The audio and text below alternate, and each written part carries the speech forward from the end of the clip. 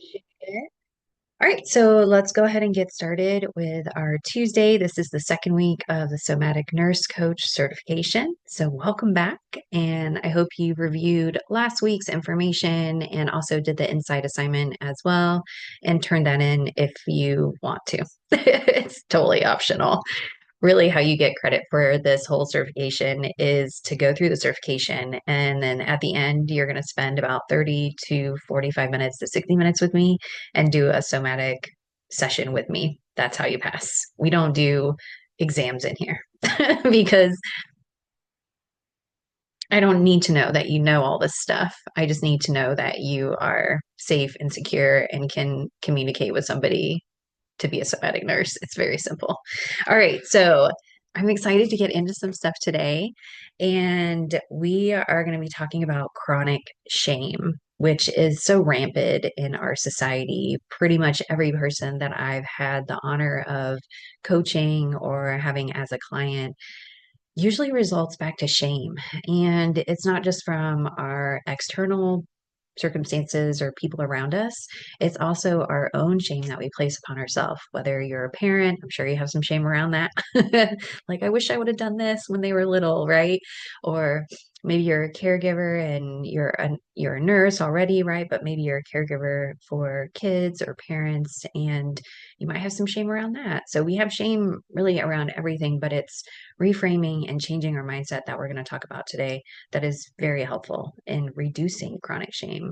And shame actually has a very interesting effect on our heart, right? So not only does it affect our heart and the cardiovascular system, it also affects the endocrine system and affects the immune system and even our neurological pathways. So it affects a lot of parts in our body. And if we truly look at shame, we can see how it really does affect our nervous system when things come up as a cycle or come up as a trigger.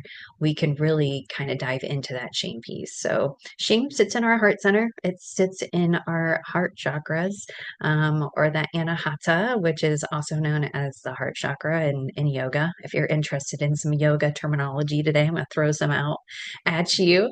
But yeah, chronic shame often creates kind of this blocked area.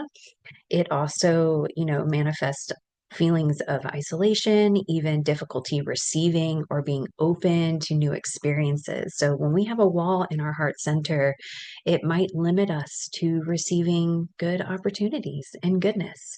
So we're going to also talk a little bit about how to help people with that chronic shame and what that looks like as a somatic nurse today.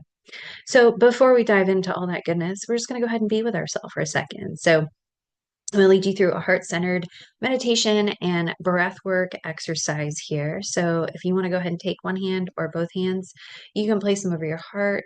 You can also place one hand over your heart and one place over your solar plexus or a little bit below than your diaphragm, maybe right above your belly button. And so just go ahead and take this moment, maybe push your hands against your body to feel that pressure, to feel the touch in those areas. And again, if you feel safe and supported, obviously you can close your eyes. If you're currently sitting at your desk and decided to join us during your work hour, thank you for that. Please keep one eye open if you need to. But again, you can soften the gaze or even take your gaze down towards your desk or towards the ground, wherever you are currently. And just whatever you brought to this session, whatever you brought to this present moment, I want you to just take a nice deep breath in through the nose and then out through the mouth and just kind of let all that other stuff in the past up to this moment just kind of wash away because really none of that matters but here right now. So as we come to the present moment together, taking another nice deep breath in this present moment, breathing it in. And as you exhale, feel your shoulders drop down and away from your ears. Maybe they come back just a little bit. Sometimes we're hunched over like this a lot. So pull them back, maybe open up, release your hands, and you can even reach behind you, opening up the chest. Stretching out those intercostal muscles in between our rib cage. Take another nice deep breath. Reach up to the sky, a little bit of a victory pose. And again, exhale, open up. And we're just going to do that 3 times. Inhale, reach. Like you're reaching for goodness, new opportunities, right? We're opening up the heart center here. So this is maybe you feel a little uncomfortable. Maybe you're like, oh, my chest is kind of tight, right? So go ahead and bring it up. Inhale, reach up all the way up to the sky. Open hands this time. Open, open, open. Pull the elbows towards the back. The shoulder blades come close to touching. Good. And as you exhale, just round the back, give yourself a squeeze. And that inner child that we met last week, go ahead and tell them that you love them and that they are safe and that you're excited to spend the day with them and maybe to give you some surprises of fun along the way. All right, let's go ahead and take our hands here. We're just going to create some energy. So rubbing the hands together as best as you can. And then take another nice deep breath in. And then I want you to throw it across wherever you are. So you're just going to go, just throw it. All right, and now we can begin. We've cleared our energy field. If you're joining me live here, I think we have a few other people supposed to come on in a little bit. But if you're joining me live right now and you'd like to just tell me about how you feel just after doing that little bit, let me know how that felt. I think with rubbing of the hands, you can even drop it in the comments and then kind of throwing it across the room. It almost feels like a clearing comes across you.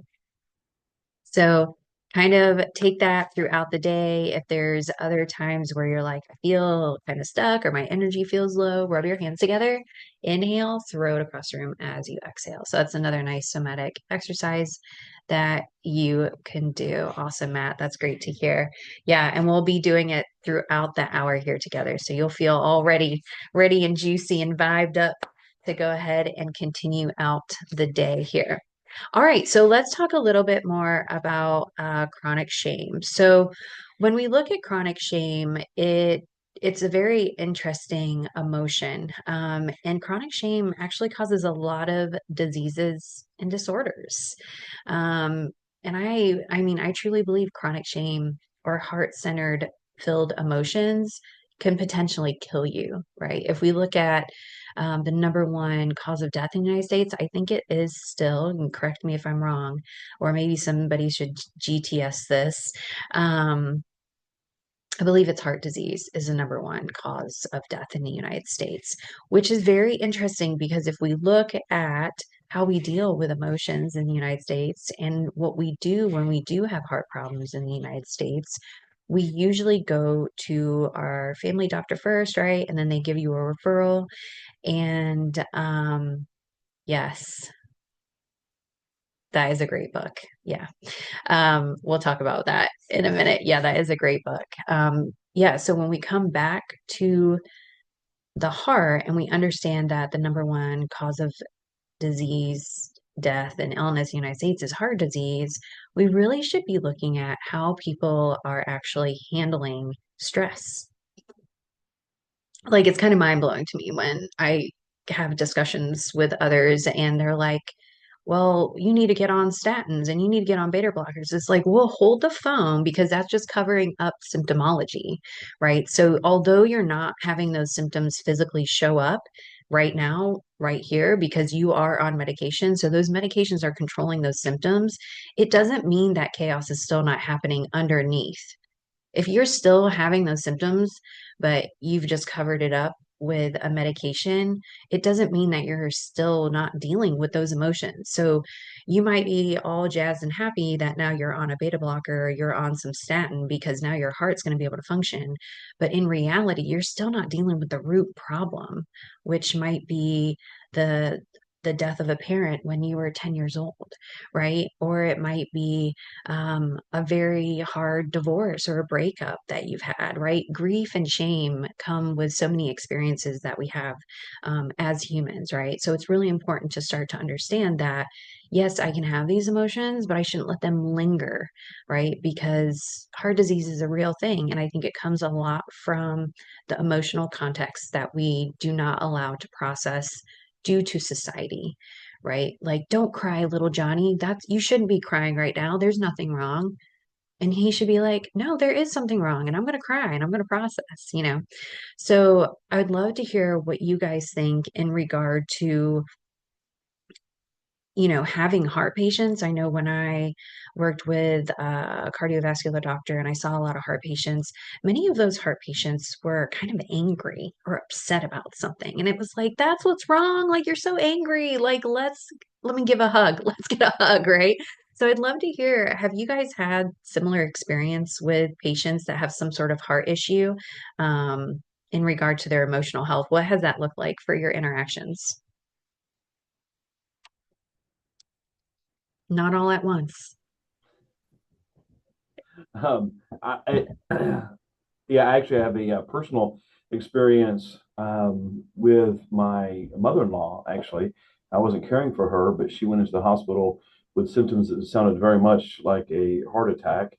They worked her all up, and stress test and everything came back okay, but they ended up diagnosing her with Takotsubo. I'm not sure if you're familiar with that. It's called the broken heart syndrome. It presents like a myocardial infarction, including some EKG changes and all that. But it is a direct result of chronic stress or emotional. That's why they call it broken heart, because they see it a lot in people that are grieving. But it's the same thing, it can be caused by any sort of, as you point out, undealt with emotions. Wow. Yeah, that's really interesting, Matt. And when you were speaking of that, the broken heart syndrome, I think about how many hospice patients that I've had that were married still later in life, and then a month or two later, or several days later, like the Mhm. husband or the wife ends up passing. Um, Yeah, I you saw that a know, lot in the ER too. did We'd you? we'd have one spouse, like you said, especially if they've been married a very long time, and then a few months or a year later or whatever, oftentimes within 12 months, then we'd have the other one in the ER uh, Um, passing away. Yeah. yeah.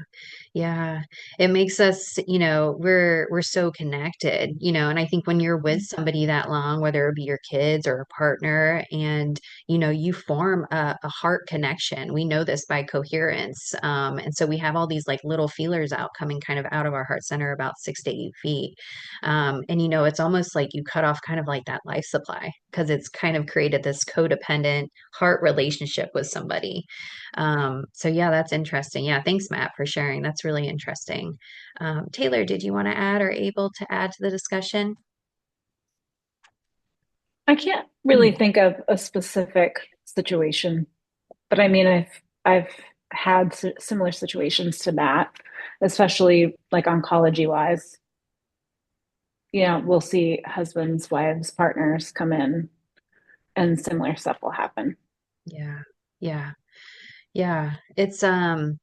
Yeah, the heart's interesting, and we still don't know like enough of, I mean, we know like the physiology, right? We know the medication, but we really haven't investigated the whole coherence part. And if you're interested in getting another certification or looking more into it, the Heart Math Institute or having a resource or a reference. I was just uh, going to ask you if you had heard about heart math because I teach it in intro. I talked to my students in intro about it, and I was shocked when I found that as a resource. Really cool company, yeah, really cool yeah, technology. yeah. Heart Math, super cool. Yeah, Matt, have you heard of Heart Math? No. Familiar with it? Yeah. Yeah, Heart Math's super cool. I got certified like during COVID. I was like, what can I do during COVID? And I went and got that certification, and it really did change kind of my outlook and how I kind of built this course out to um in relation to the heart, because a lot of stuff does just come back to the heart. I mean, the heart is like, it's so amazing. And we still don't know enough about it and what it can do. So, speaking about the heart, we also have the limbic system, right? So it's like the brain's emotional center. So our emotional center, what we think is kind of in regards to humans would be kind of the heart, right? That's what all kids draw, that's what we focus on. But in regards to the nervous system, chronic shame often entangles and engages with the limbic system. So this is the brain's emotional center, and it can really overactivate the vagus nerve, which leads to feelings of like heaviness or even constriction in the chest. So when we have patients and clients or just humans in general come in and they're like, I feel like I'm dying or I feel like I'm having a heart attack, it's very interesting to talk to them and see what kind of happened before this whole situation. So recently, two of my clients, one of them had spicy food and then started having and noticing increased heart rate and called the emergency, called 911. I was like, what are you doing? Like if you were more in touch with your body, if you were more aware and understood that that raises your heart rate every single time you do it, then why are you calling 911? Just take some deep breaths, drink some milk or water, right? And like do something to calm, like it was not necessary to call 911. And I think we see this all the time as nurses. People come into the emergency room and it's like, you're going to sit here for 10 hours just because you ate some spicy food and you probably should just took some deep breaths, right?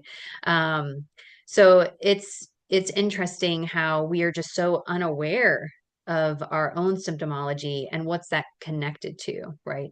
Another example was I had a client that has not tested for sleep apnea, but keeps getting reminders on her iWatch or Apple Watch that she needs to go get a sleep study, right? So we already knew that history with her, and I knew that history with her. And she ends up going to the ER at 3 a.m. because she woke up because her heart rate was like at 140. And I was like, okay, well, tell me what you did the day before or a couple hours before. And she was like, well, I'm going on this really big trip. I'm really nervous about it. And it seemed like I was maybe having a bad dream or a fear. So she went to bed with fear in her heart, um, and also excitement. Woke up at 3 a.m. because her heart rate was just out of this world for her. Went to the ER. The doctor did all these tests. They said there's absolutely nothing wrong with you, but also put her on a beta blocker, which also helps with anxiety. So it's just like, it's just really interesting. It's like, there's really nothing wrong with you, but you're probably a little anxious. So let's throw a beta blocker your way. But we're not going to tell you it's for anxiety. We're going to tell you it's for your heart. Um, yeah. So it's just been really interesting in seeing the disconnectedness that we have with our bodies.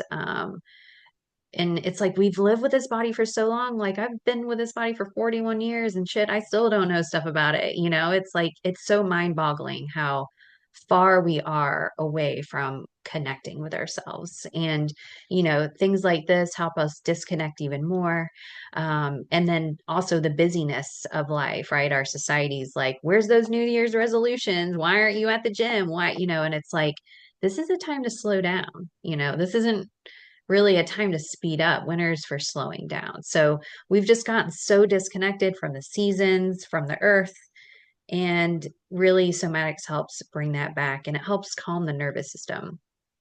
So have you guys experienced patients that kind of experience these emotional symptoms and come in and then the doctor's like, well, there's really nothing wrong with you, we can't find anything, but the patient's still wanting some sort of solution or something to tell them that there is something wrong with them? Have you guys ran into this at all in your career?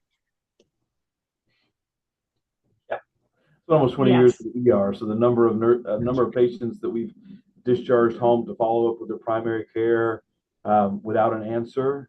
Um, yeah, yeah, probably thousands of them that I've taken care of with almost 20 years in the ER.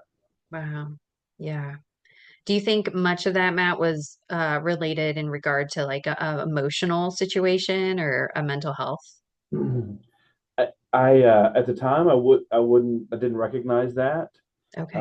As I've become more informed about such things through some of my own experiences, uh, then yeah, I do believe so. I think many of them, whether it's cardiac or GI or whatever, a lot of it is connected to emotional or mental health, and we just you know the physical symptoms we don't necessarily connect to.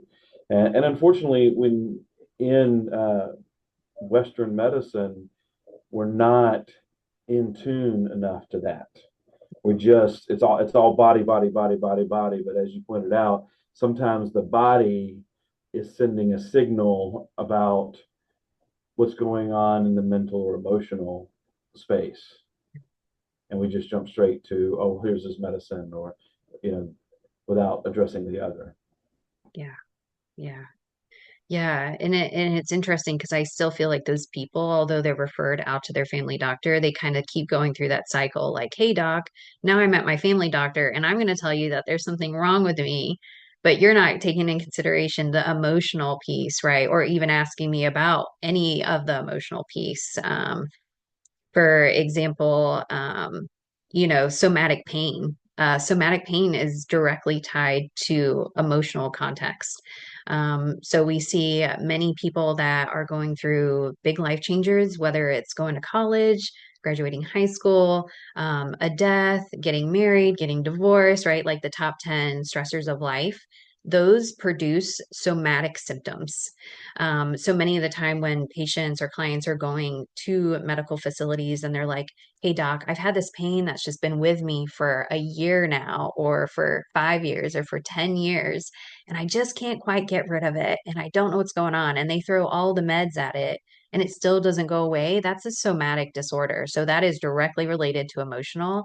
And so when we have those kind of clients, or when I've coached those types of clients, it's usually related to either there's a person in their life that we probably need to cut ties with, or it's a job or an environment that they need to remove themselves from, or it's a belief in oneself. And then once they kind of move over that belief, those symptoms start to dissipate, which is really cool. So I don't know about you guys, but I've had that in my lifetime as well. And we're all at the age that we probably have had some sort of pain or symptomology, and we've either removed ourselves from an environment or a person, and that pain kind of, slightly goes away or ends up going away totally. Have either of you experienced that in your lifetime?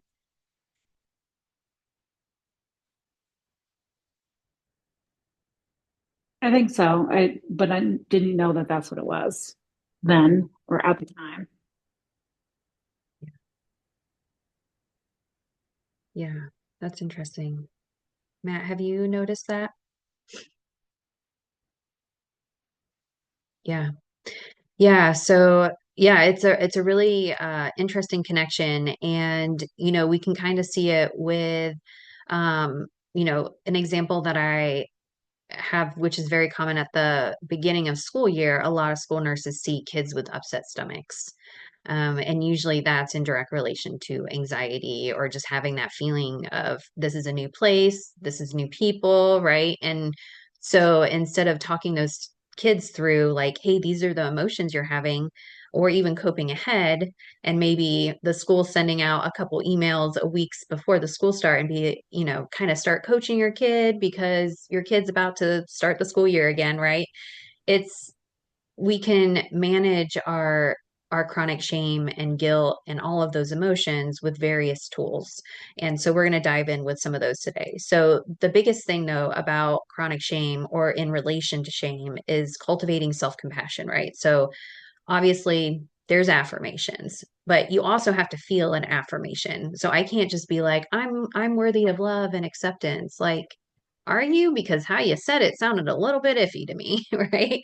If you're like, oh, I don't know, I'm worthy of love and acceptance. Okay, that is not how to do it, right? So really like step into your power. And even this helps. What I've noticed with clients is like actually standing up and like stepping forward and saying it as if you're pushing power forward, right? Because many of the times when we're trying to focus back on ourselves and give ourselves love, if we're not used to that yet, and if that doesn't feel comfortable, we might want to retreat. And you almost might feel yourself kind of moving backwards or even turtle shelling it.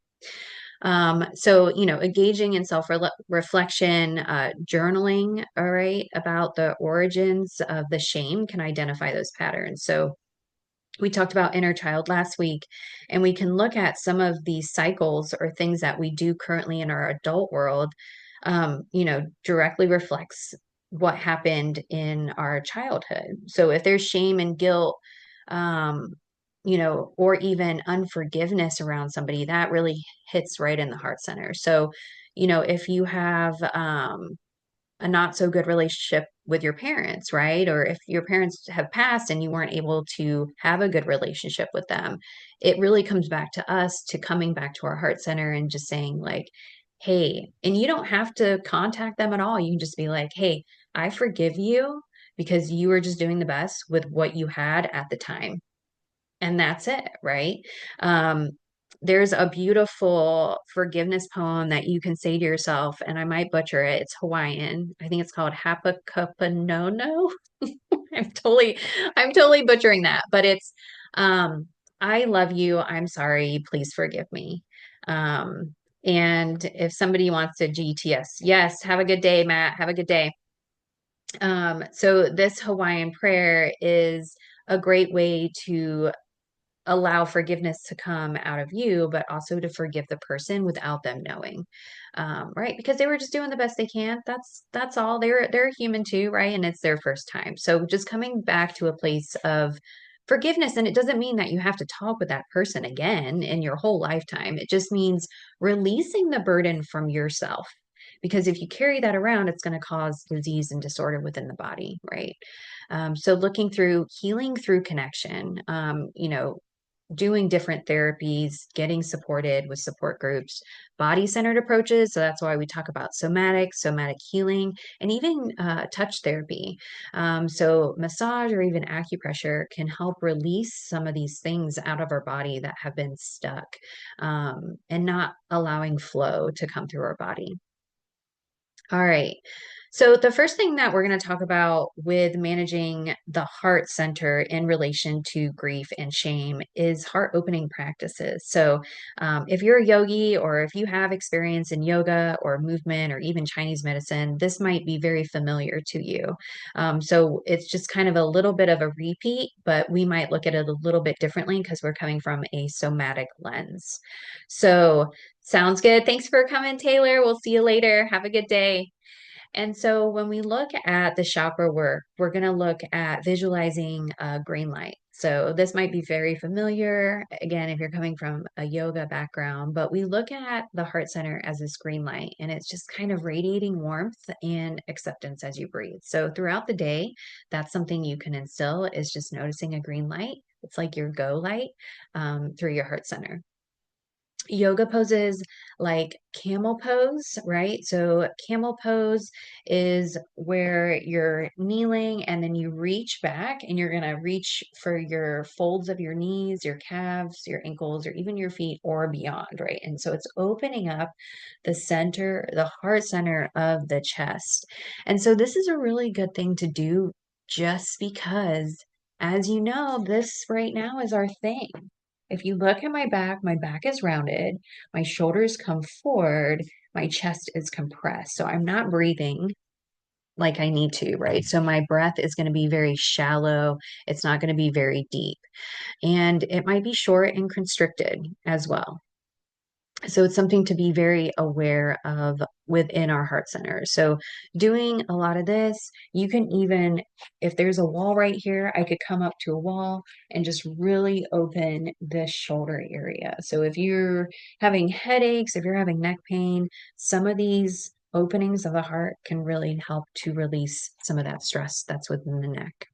You also have energy clearing when we are talking about chakras, right? Because that is an energy based theology and system. So we talk about crystals, like rose quartz and green aventurine are believed to support the heart center, and then also essential oils. So maybe you already dabble in this a little bit, but we know like rose, lavender, geranium can really help with the emotions and promote self-love, which is also good. So in this, we're going to rewire subconscious beliefs as well. So we have heart opening practices, energy clearing, rewiring subconscious beliefs. So hypnotherapy is really good at reprogramming limiting beliefs associated with the emotion of shame. And so let's go ahead and dive into, we're going to look at this dialectical behavior therapy workbook. And the page that we're going to focus on this next little bit is just a couple pages in. It is this one and this one as well. So we have mindfulness of what skills and the how skills. Okay. So let's go ahead and talk about mindfulness, the what skills here. And I'm going to go ahead and bring it up for you guys. Let me go ahead and open that. So you can also see what page I'm talking about, because that's important that you see that, right? Go ahead and find it.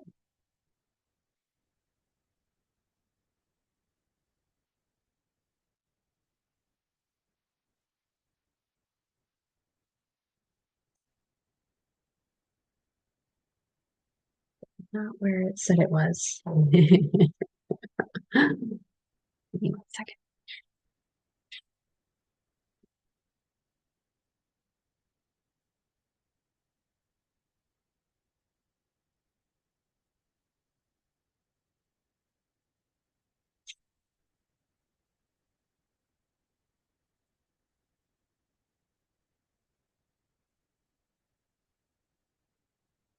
Oh my goodness. Oh my goodness. All right. Well, I'll let you guys bring up the PDF. You don't need it while I'm talking about it, but let's go ahead and dive into it here so you know what I'm talking about. So I'm just going to go ahead and teach it to you. Okay. So we have mindfulness of what skills, and that looks like observe, describe, and participate. Right. So when we're using what skills, this is just good to do throughout the day, right? You don't need an actual crisis situation to do what skills. These skills should be used throughout the day. And these are the skills that you can help teach your clients too. So we're going to kind of go through this book in the 8 weeks as well. And you can also go through it on your own time. So the what skills is really help you to be in the present moment. So what are you observing, right? This one says like lie in the ground and watch the clouds in the sky, focus your attention to the space between your eyes. And then we're going to describe. So you're going to describe what you see in your environment. So I see a white wall and I see a writing board with writing on it that's blue in color. So get very just descriptive and get to the facts, because the facts are really important. If we are looking at our reality around us and seeing the facts, we're not making stuff up of our reality. We're just noticing the facts, which is very interesting because when we start diving more into emotional complexities, just noticing the facts will help you get through a crisis situation. You're going to then participate. So you're going to look around and see the clouds in the sky. You're going to kind of describe the clouds yourself. And you already probably do this a little bit like, oh, those are really puffy clouds, or that's a really blue sky. Like, so you're already doing this anyway. And then you're going to actually participate. So you're going to maybe roll around on the grass, or you're going to walk and look at the sky. So you're going to participate actively into that present moment. Now, mindfulness, the house skills, which looks like this, is non-judgmentally, one mindfully, and effectively. So if we're looking at the non-judgmental part, we are just practicing observing judgment thoughts, saying in your mind, maybe like a judgment thought arose in my mind, and that's it. Right. If you're saying it about somebody else, you can just have that thought. It doesn't mean you have to say it. Right. If we look at like middle school girls, they are really not using house skills, right? Because they're just judging somebody and usually saying it out loud and probably hurting that person's feelings, although that doesn't really matter. But those students don't really know that situation, right? They don't know that they have the choice to either accept or decline what that person just said to them. So when we're looking at something non-judgmentally, we're just looking again at the facts. We're not judging the facts. When we're looking at something one mindfully, we are awareness while doing something. So right now, I'm not thinking about anything else. All I'm thinking about is this book and how to provide the information in this book to you so you understand it and you can use it in the future. But if I let myself, I can think about the laundry that I need to go do and that needs to be moved along, right? Or the milk that's empty and I need to go to the store and get, right? I'm now moving myself into a different timeline and I'm no longer in the future. So, one mindfully is just being in the awareness now. So, I want you to practice that this week is just being here now, whether it's walking, taking a shower, going to the bathroom, washing your hands, eating, talking with somebody. So, if you're talking with somebody, instead of projecting and thinking about what you're going to say as you're listening to that person, just take a moment after they're done talking and just be like, and just process that for a minute. And they might find it a little awkward because so much of the time we are ready to respond. So just take a moment and be with that person and effectively, right? So, effectively would be the skill is about acting effectively, which means doing what works rather than sitting on your hands, right? So it says, observe when you begin to get angry or hostile with somebody, ask yourself, is this effective? It's usually not, right? Unless they've done really something terribly wrong. And then, even then, is getting angry effective? It's probably not solving anything, right? It's just a release of you, of what you need to do. The next couple pages goes more into mindfulness. So we have mindfulness meditation. There's several options on there that you can utilize with clients or yourself. So situations like imagery meditations, band of light meditations, muscle relaxation, which we did last week, walking meditation, and then a bedtime meditation. So, bedtime meditations are really nice for people that have a hard time going to sleep. They're really nice as well for kids. You can find a lot of bedtime meditations on YouTube or even bedtime story time. I just listened to a bedtime story time the other night, and it was for adults. And it was like about this big giant that goes into this forest. It was just the coolest thing. I was like, and I don't even remember because I fell asleep. But, it's things like that that we have to instill back into our lives. And, many of the clients that I've coached in tapering off of various medications, one of those is sleep medication. And we many of the times switch it to a meditation or breathing, and they don't need that medication. So, it's really about coming back to your body and working with your body as best as it can. And so the next piece that I want to talk about within the mindfulness section is this, okay? This is called wise mind. So, wise mind is you have three parts of your mind, and you have an emotional mind, you have a wise mind, and then you have a reasonable mind. And kind of in the sense of history, if we look at it in a historical context, we see that women are more likely to have an emotional mind and men are more likely to have an analytical mind. But dropping that, because that's part of history, there also are very many men that have emotional minds.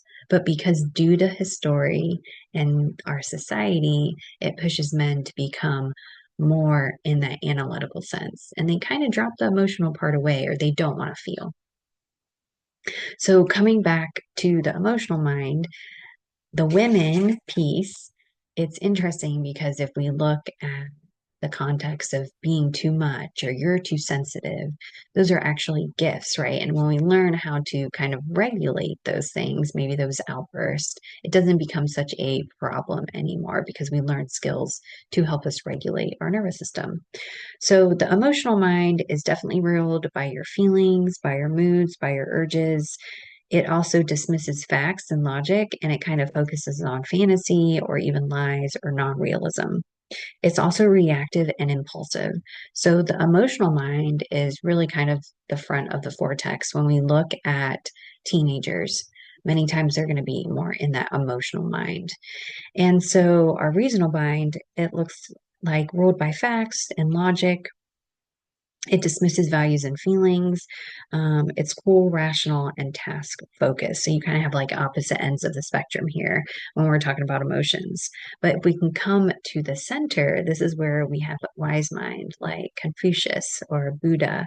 It's, the intuitive thinking, which is so important in nursing and thinking that we actually have. But sometimes when we're in that state of fight or flight, it's hard to escape from that. Also, common sense, balance, and wisdom. So, those all come from that wise mind. So, it's interesting the next time you act or need to act from an urge or an impulse, you can ask yourself, is this coming from wise mind? And more than likely, it's probably not. But even just asking yourself that question and giving yourself time to pause and reflect about the behavior you're about to do or you just did can really help give you insight to understanding your cyclical behaviors, right? If you're like, I always do this when this happens, then you can change that, right? It's just a behavior, it's a habit. So there's also wise mind meditations that you can print out. I suggest just either buying this book or printing out the PDF that is on the course here. And let's see, I do believe it is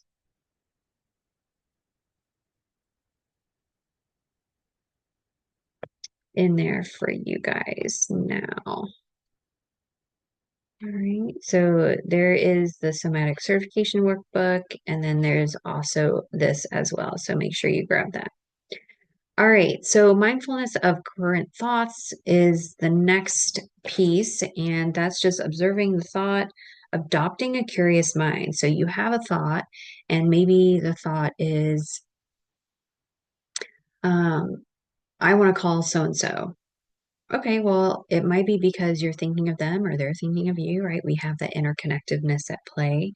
And adopt a curious mind. So this usually comes from behaviors that you might want to change. So maybe you have a behavior, a client that I spoke with this morning, they want to start exercise again. And they used to exercise and they used to be very athletic, but they have this like block. And they're like, every time I try to go exercise or I want to go exercise, I have these thoughts that I'm not good enough, that I don't need to exercise. And the thoughts flood this person's mind and they don't end up exercising. And so what we got to is that this person thinks exercising is a chore and they don't want to do it. So we came up with ways how you can just do movement in your day. Like you don't have to go to the gym, you don't have to take time to do that. You can just do movement in your day, right? Like we can do some squats right now as we're standing. We can curl our arms as we're standing here, right? There's so many ways to instill movement throughout your day where you're not just like this, right? Like you're like taking up space, moving your arms, because that's really important. Many of the times we're just stuck like this. We sit, we stand, we walk, and it's like this. We don't really take the time to move around our space. So I invite you to do that today. Just like move around your house, like move like you're swimming through air, and you'll notice some cool sensations that come through your body. So I urge you to try that today. Okay, ways to practice mindfulness of current thoughts is imagining your thoughts coming down a conveyor belt and being dropped into a box. You can also imagine your thoughts as captions scrolling down a movie screen. And then two more before we end the day here. The next one is thought diffusion, because negative thoughts are a daily part of our lives and it's a part of being human. But, we don't really think of them on purpose. It's usually an emotion or something or an experience or an environment that kind of conjures these negative thoughts up. So thought diffusion creates distance from those negative thoughts into really just taking some space from those thoughts. And we can do this with various breath work, meditation, and then also just rerouting them. So if you are having negative thoughts, you can just sit nice and quietly with your breath and just focus on your breath. And that will kind of diffuse those negative thoughts that are happening. We also have loving kindness meditation, which is in here, and then walking the middle path. So walking the middle path is basically I'm doing the best that I can. I can do better. I can try harder to create and be motivated to create change, right? So you know, it's neither this or that. It's not black or white. It's just like here now. It could be both, right? The devastation of these California fires, there's lots of emotions there. But walking the middle path is just allowing like this is the devastation that happened. I don't know what the future holds, but right now I know that I'm safe and I'm just moving through life. Right. So that's kind of walking the middle path. And then the last part, which is by far one of my favorite things to talk about, is willingness and willfulness.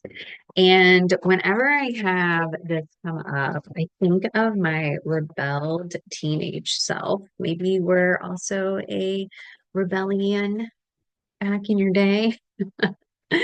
Um, but willingness and willfulness is really, really interesting. Because if we look at willingness and willfulness, we can see that, willingness is the readiness to enter and participate fully in life and living. We're doing just what is needed in each situation. We're listening to and acting with our wise mind, and we're acting with awareness. But if we come back to our teenage self of the willfulness, this is like your teenage self, right? It's refusing to tolerate the moment or change it. It's just like, "Nah, I'm just gonna nah," giving up and focusing on what's not effective, wanting to always be in control, and trying to fix what's in control, or it's all about you and wanting everything right now. I don't know if you have teenagers, but this really reminds me of being a teenager. Um, so how do we turn willfulness into willingness, right? We observe that we are having this kind of battle with our ego. We can label it with an emotion name, and then we can experience. And then we can just radically accept the present moment. Sometimes it's really hard to just radically accept what's happening in the moment. But if we radically accept what's happening in the moment, we can't fight that. We can just push through and move through it. We can turn our mind towards acceptance and willingness, right? We've created space. And when willfulness is immovable, you can ask yourself, what's the threat? Like, what is the threat? Why am I not wanting to do this? It's because your body and your nervous system is usually coming from a state of fight or flight, or you're stuck in freeze. And many of the times when this happens, we can no longer make decisions from wise mind. We're either acting from emotional mind, most likely, because it's impulsive behavior, right? All right, so that's willingness and willfulness. The next part that you can totally dive into, which I think is a very good part, is distress tolerance. So distress tolerance is learning how to tolerate emotional pain and distress by using coping skills and coping mechanisms. And so the next part is the symptoms of stress, which I think is very interesting. You see it? We can't see it. Okay. Oh, we can kind of see it. I have like some sort of filter on. Okay, just bring this up and you're going to look here. Stress, right? Why isn't everybody just diagnosed with this? Yet we have like over 500 ICD-10 CPT codes for insurances, right? But really, ultimately, like the diagnosis is stress. And stress can be good, right? Stress isn't all bad. But if we looked at the symptomology here of stress, it's really interesting if you think about the treatment for these diseases. So I'm just going to list a few, and I want you to think about what automatically comes to mind when I say these diseases, because it's most likely a medication. Asthma, headaches, migraines, back pain, sweating, nausea, indigestion, chest pain, fatigue. Ooh, nail biting. That's not really a disorder, disease, or a mental health condition, but that's from stress, right? Interpersonal conflict, social withdrawal, substance use, procrastination. Oh, wait, hold on. Long-term stress. Let me get this. Heart disease, anxiety disorder, skin disease. Interesting, right? Depression, memory impairment, substance use, sleep disorders, weakened immune system, poor diet and exercise, and then the unhealthy coping behaviors, which leads to some of these diseases: eating too much or too little, too much caffeine, driving a fast car, chewing your fingernails, becoming aggressive or violent, criticizing yourself, smoking or chewing tobacco, drinking alcohol, yelling at your spouse or your children, taking recreational drugs, misusing prescription medication, and avoiding friends and family. So it's really interesting when we look at, the context of when we go see a doctor and they're like, "Hey, what's wrong?" And you're like, "I have a headache," and they're like, "Here's some Imitrex." They don't really dive into like, why are you having a headache? What is the root problem? And so that is another reason why somatics is so important within regard to the nursing field, is because it's important to find the root cause. Otherwise, we're just going to keep throwing medication at it. Yes, medication is very helpful, and sometimes we don't have time or we don't have the moment to focus on what the root cause is. So that blood pressure medication, that Imitrex, might be the only thing that's able to help us through that moment, right? So we're not saying that all medication or medication is bad at all. We're saying that might be other ways that we can be looking at diseases and disorders. And the number one killer of people in America is stress. If I'm seeing a patient and they come in with asthma, automatically I'm probably going to refer them to get a inhaler and get some sort of treatment, right? But little do I ask them, "Hey, when do you notice these flare-ups? When do you have these symptoms?"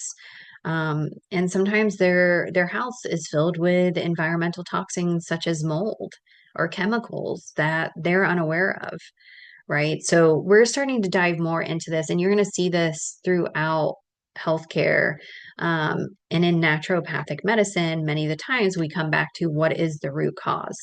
And as nurses, we may not be able to do this within the hospital, but we can suggest to the patient, like, "Hey, I see that you're in here currently. We did all of the procedures and the treatments and everything, and you're still okay. Are you still having anxiety?" And they might be like, "Yeah, I'm still having anxiety." Okay, what's going on in your life? What's happening? Let's have these conversations. But it's hard to do when you have six patients and you don't have time to be asking them because of the healthcare model that we're currently in. So if you looked at the symptoms of stress, we might go a little bit differently moving forward with what the treatment would look like. Um, Imagine if every patient that came into the ER or to us, we actually asked about the emotional complexities first before diving into the physical symptoms. Or maybe understanding the physical symptoms, but being like, "Hey, I see that you're having a really, faster heart rate right now. What's going through your mind? Tell me about that." Right? And those emotions that they are suffering might be contributing to that symptomology, right? So it's important to have these conversations. That's a little bit easier when you have one-on-one clients or you have a group or a membership, which I highly suggest signing up for the Systeme.io. So if you scroll all the way down in our course, at the bottom of the course, there is an area for, and some of you already might have this, there's an area to download Systeme.io. Basically, just sign up for it. I highly suggest it. It is under online platforms, under module 7, Business 101. And I just have the Systeme.io right now. When we go into that in the following weeks, we'll talk about more platforms. The reason why I say this platform, because you can absolutely start a business without paying money for a platform. So once you grow and you get more income coming in, then you can put money towards the rent, right? But there's many ways that you can start off for free. And that's what I want to help you also try to do. So if you go to Business 101, again, you can go ahead and sign up for Systeme.io. It is a platform. You can have a membership, you can have a community, you can have digital products, you can have physical products, you can have courses, you can have email campaigns, you can have funnels. It really is a great platform for starting out and starting to build your email list. So highly suggest that. It's very easy to use as well. It's easy to build from there. Many people use it. So if you're looking at Fiverr or Upwork to have people help you build out your program, I highly suggest signing it up. And it's free up to a certain point, but they really give you a very gracious amount of things to play around with. All right. This is the next couple of skills in the DBT here. We have the halt skill and stop skill. So these are getting more into kind of like crisis intervention. So if you have clients or patients that deal with very overwhelming nervous systems, they might have had a history of suicidal attempts, a plan, or even suicidal ideation. So I like to call them thoughts of overwhelm because when we reframe and kind of get away from using the word suicidal or suicide, it just softens the conversation and that person is more likely to open up when we start using kinder terminology that isn't so harsh, but we're still saying the same thing. And you can even alliterate that to your clients like, hey, I hear that you have, and you're using the word suicide or suicidal, and I hear that you have a history of suicidal thoughts. From this moment on, I would just like to use the word overwhelm in talking about your suicide or your suicidal thoughts because it's very important that we engage in a conversation that is safe and that you feel supported and cared for. And so I want you to know that those feelings that you're having are feelings of overwhelm. It's not that you're broken. You shouldn't have to feel these things, but your nervous system is so overwhelmed right now that you're having these thoughts pop into your head. So let's go ahead and talk about that, right? So just really opening it up for a discussion like, hey, why are you having overwhelming feelings right now? What's going on in your life? And it's usually something that's going in our lives that's causing this disruption in our body. So it should be really like the number one question that every doctor asks, like, what's going on in your life right now? Okay, let's move from there, right? Um, so this also has tip skills for extreme distress. So this piece of the DBT book is really good for those kind of clients. If you have clients that have PTSD, if you have clients that are having panic attacks, this is a really good way to help kind of ease and have them build their skill set and fill their coping suitcase, toolbox, whatever you want to call it, with skills that are going to take them away from actually going through with a panic attack. So many of the clients that I've coached that have really extreme anxiety, they say that this skills right here, the tip skills, are lifesavers. So let's go ahead and just review those before we end here. So the tip skills is TIPP. The first one is temperature. So you want to change the temperature when you're in crisis mode. So say I'm having suicidal ideations, say that my heart rate is just out of the roof and I just feel it. You know, when you feel it, you're feeling angry, you're feeling anxious, you're feeling like a buzzing sensation through your body, change the temperature. You can wash your hands under cold water, but most effective is kind of putting your face in a bowl of ice water. If you don't have that in your available area, you can also suggest going to the bathroom and just putting cold water on your face as well. And that brings you back to your nervous system and to create that homeostasis. I is intense exercise. For about 20 minutes, you want to try to do intense exercise. It could be running up and down the stairs. It could be doing a bunch of squats. It could be jumping jacks. But even just doing that for a minute or two can help alleviate some of the symptomology of the emotion that you're feeling. You could also you can roll up a towel as well. This is a small hand towel, and you fold it in half. Obviously, you can make a bigger one if you have like a beach towel or a bath towel, and you're just going to take it and you're just going to hit it against the bed as hard as you can. And that really helps alleviate and releases maybe some of those emotional symptomologies that you're having. So that's something else you can try and suggest to your clients. The last two P's, PP, is pace breathing. So you're going to inhale for 4, you're going to hold for 7, and you're going to exhale for 8. So it's inhale for 4, hold for 7, 6, 5, 4, 3, 2, 1. Exhale really slowly. 8, 7, 6, 5, 4, 3, 2, 1. And so when we elongate those exhales, we're allowing the nervous system to be like, ooh, right? And it really helps calm down and land that airplane so it's not in this chaotic atmosphere. The next part is paired muscle relaxation. So you can do this obviously to yourself. All these things you can do for yourself. So, but you can also use them for your clients, right?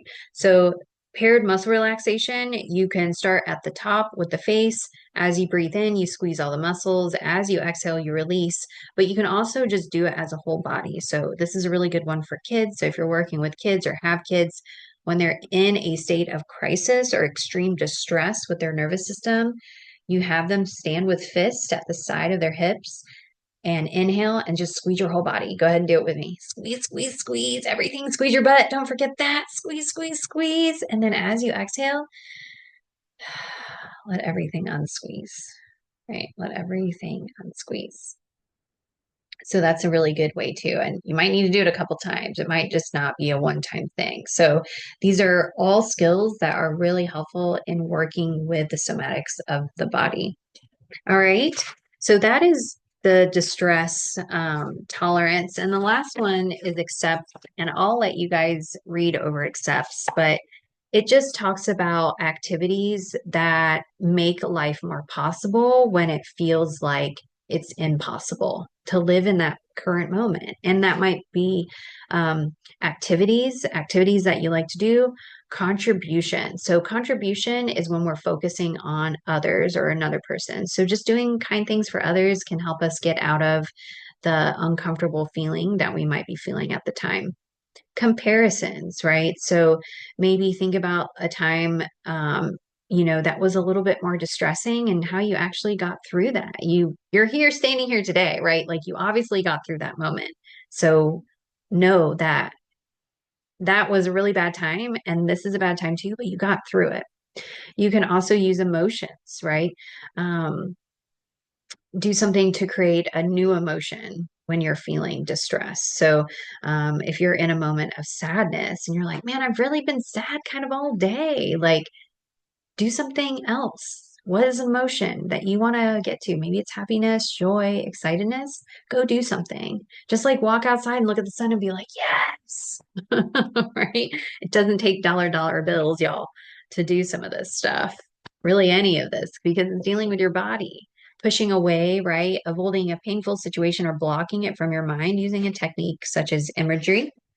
So, if it's a painful situation that you're dealing with, you can bring yourself to the beach, the mountains, as I close my eyes, because I'm envisioning those things.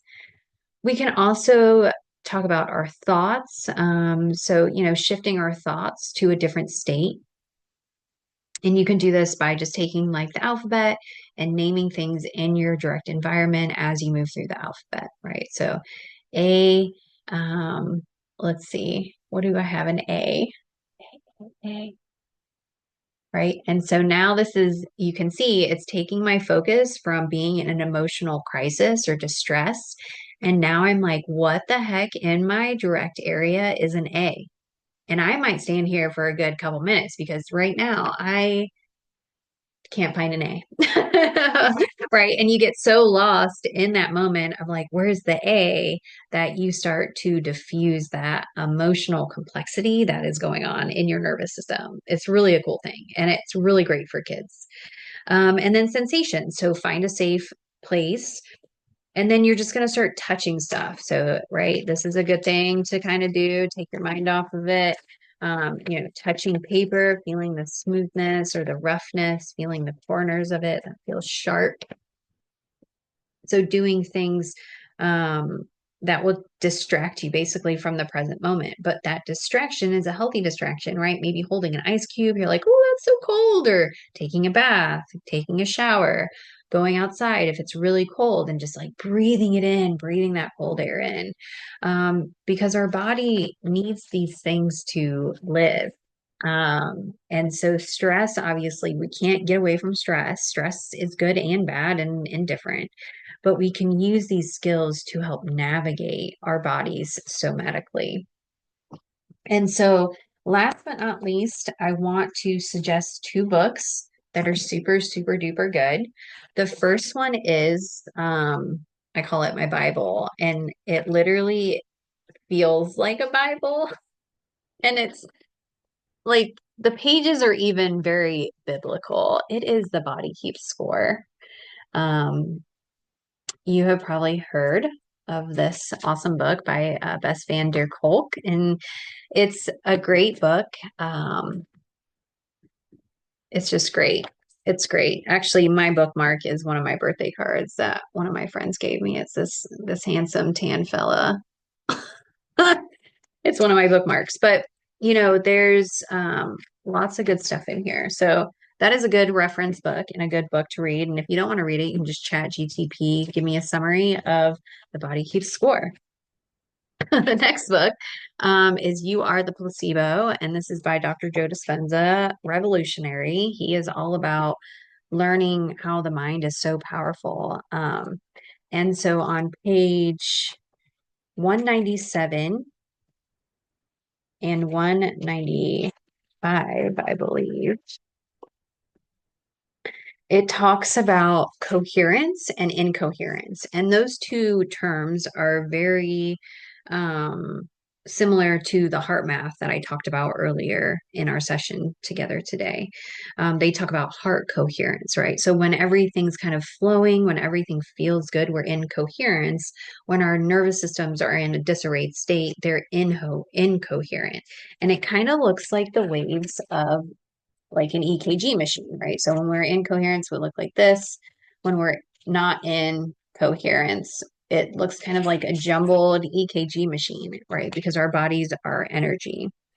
So I just wanted to read this because I thought it was really good. The where is it at? Oh yeah, so it's like imagine a group of drummers without being on any distinct drum beat, right? Just people are just like bang banging. And it just takes one person to just start, right? And then everybody else will join in. So it's kind of like humans notice in your environment who is on a lower frequency and notice if you're lower around them, right? And if you have a bunch of low lying people in a house, that frequency of the house is going to be really low. People aren't going to feel motivated. They're not going to want to do things to make themselves feel happy. So it says that's exactly what happens when your body responds to a new mind. When the hair on the back of your neck stands up because you feel more like energy and less like matter. In that moment, you're lifting matter to a new mind. You're entraining the disease that exists as a lowering frequency to an elevated frequency. So, disease cannot live in a higher state of frequency. At the same time, you're also causing the incoherent information that existed among the atoms and molecules, chemicals and cells, tissues and organs and systems of the body to instead function from a field, of more organized information. It's like hearing static on your radio and then tuning into a clear signal where all of a sudden the static disappears and you can hear the music. Your brain and nervous system do the same by tuning into a higher, more coherent frequency. Once that occurs, you're no longer subject to the law of entropy. You experience reverse entropy, and the coherent signature of the energy field around your body causes you to be immune to the typical laws of physical reality. So, pretty cool stuff in this book. So that's just saying we connect with others and we get on their frequency. We can also be on our own frequency, and frequency has shown to disseminate diseases and even cancer and helps little babies in the NICU be very calm. right? So it's something to think about. This is You Are the Placebo by Dr. Joe Dispenza. So those are the two books that I highly suggest. I hope you had a good session day. We talked about chronic shame and chronic grief and what that looks like in the heart center and ways to navigate releasing some of that because heart disease is our number one killer here in the United States. And we know that is directly related to stress and how we process our emotions. So let's go ahead and just end here with a mini brief moment, just be with ourselves and to become aware and back to our heart center here. So just taking a moment, if you want to take your hands back to your heart center. You can also take a hand to the forehead and a hand to the back of the head, or a hand to the back of the neck and the forehead. Just taking a moment, see what feels good for you. You can also do a forehead to a heart, or you can also cover your eyes with your hands, whatever feels good to you in this moment. Go ahead and take a nice deep breath in. Exhale, let go.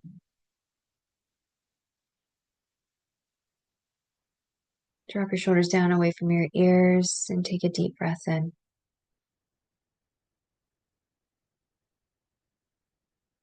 Exhale when you're ready. Open mouth, sigh, or exhale. Open your mouth really wide to induce a yawn if you like here.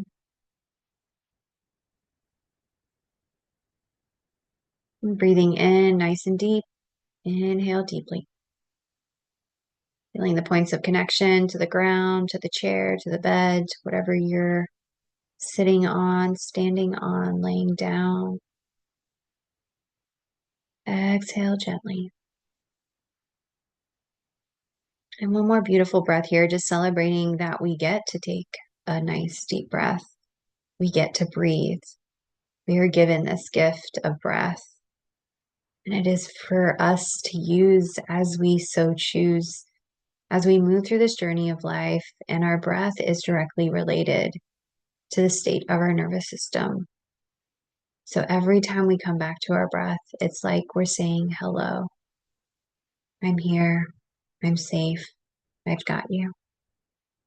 So ending on that, taking a deep breath in to allow new opportunities and a new shift as we start the rest of the day. Thank you again for joining me. If you have any questions, please feel free to reach out in the community chat and don't forget to introduce yourself as well.